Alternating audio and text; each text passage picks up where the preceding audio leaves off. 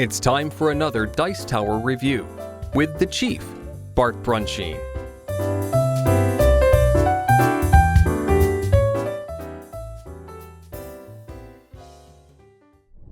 Hi, this is the Chief, Bart Brunsheen from the Dice Tower. I'm going to talk to you about bluffing style chess, or BS chess. This is produced by papercrafted.com and Tyler Tinsley. If you've seen a few things that he's had out on Kickstarter, he does all kinds of things with paper. He's got these little paper dolls he does, paper dice, and in this case, it is paper chess. You can't really see it from here, but I can tell you I'm going to come in closer, and it all came in an envelope, and he sells it for $8. So if you know chess, you're going to know how to play this, but we'll come in and take a closer look, and I'll show you the differences here. It's kind of fun and kind of fiddly, but I'll show you. All right? Okay, we're in for a closer look, and I'm zoomed in right on the pieces just so you can kind of see how they look. What you basically have is, this is our queen, or they call it a lady person, a pointy hat, which is of course a bishop. The rook is a fort dude. The fancy man is the chief. You can see right up here you have a knight, also known as a horsey, and you can see there's kind of one over here, and then these are your pawns. Here's the interesting thing about this is you can set your pieces up any way you want, and you can move them in any legal chess move. So a knight or a horsey can move like a bishop. A queen can, well, that's not a good one, but a king could move as a queen if you wanted, or whatever. The trick is if I were to move a pawn as if it were a bishop and go in and move to take out another player's piece, in other words, if I were to move all the way across and do a bishop type move, and the opponent calls BS, bluffing style, I have to reveal my piece. If it is the bishop, or the pointy hat guy, then not only does he lose the unit that he would have normally lost, but he has to go pick another unit, usually a pawn, or in this case a dude, and get rid of it as well. So there's some danger in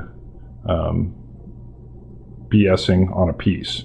So you don't do it often, but choosing when to do it is the key. And of course, your opponent's trying to track which one of your pieces are which by doing whatever you're doing. So if they call BS and you show it, and it were a bishop, or it was a bishop that slid down there, the kill would take place, but now I would at least know that that piece is the piece that it's supposed to be.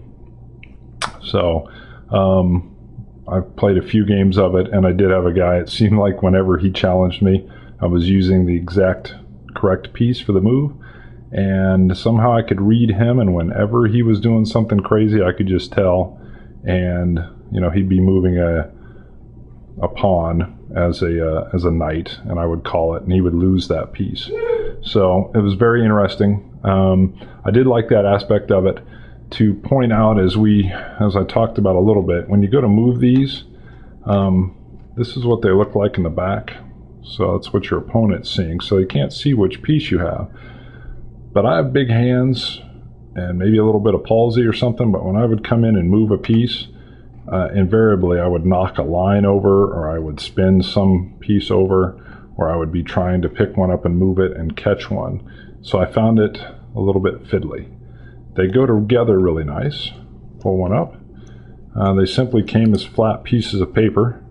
You fold them over and hook them in together, and they form the piece, and they hold together quite well. So I didn't have too much problem. If they didn't hold together, you could always put a piece of tape. If I were going to play a lot of this game, I would probably add a little bit of weight. I don't know what I would do that with, but something that gave it a little bit of weight so it would stay in place a little bit better. Once doing that, it would make it fairly hard to store. But good game. There's your closer look. If you know how to play chess, you know how all the moves work.